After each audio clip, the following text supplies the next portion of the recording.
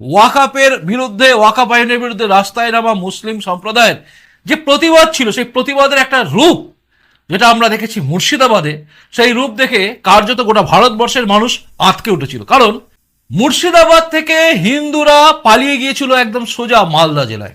এবং এ প্রসঙ্গে শুভেন্দু অধিকারী তমলুকের একটি ওই তিরঙ্গা যাত্রার পরে সাংবাদিকদের সামনে বক্তব্য রেখেছিলেন এবং সেই বক্তব্যটা ছিল কিন্তু মারাত্মক। পুলিশ ফোন ধরেনি, আমরা যা বলি হাইকোর্ট নিযুক্ত সিট সেই কথা বলছে। পরিষ্কার বলেছে মেহবুব আলম টিএমসি কাউন্সিলর, পরিষ্কার বলেছে এমএলএ দাঙ্গা লাগিয়ে এলাকা ছেড়েছেন। পরিষ্কার তৃণমূল কংগ্রেস স্পন্সর্ড এবং অর্গানাইজ হিন্দু কিলিং দেশের মধ্যে 47-এর পরে প্রথম হিন্দু পলায়ন মানুষ দেখেছে এবং বেছে বেছে হিন্দুদেরকেও আক্রান্ত করা হয়েছে, টার্গেট করা হয়েছে। এটা তো প্রমাণিত হিন্দু পলায়ন। 16% হিন্দু থাকে, হিন্দু শূন্য করতে চায়। তাই এই হিন্দু বিরোধী সরকার, এদের বিরুদ্ধে আমাদের লড়াই চলছে।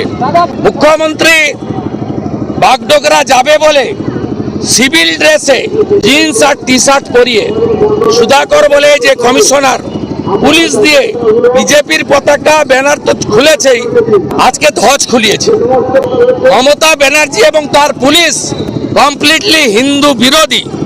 এই জন্য তো বলছি হিন্দু হিন্দু ভাই ভাই। হিন্দু যদি বাংলায় বাঁচতে চাও, বিভেদ ভুলে এক হও এবং মমতা আর তার সরকারকে তাড়াও, নইলে হিন্দু শূন্য হয়ে যাবে বাংলায়।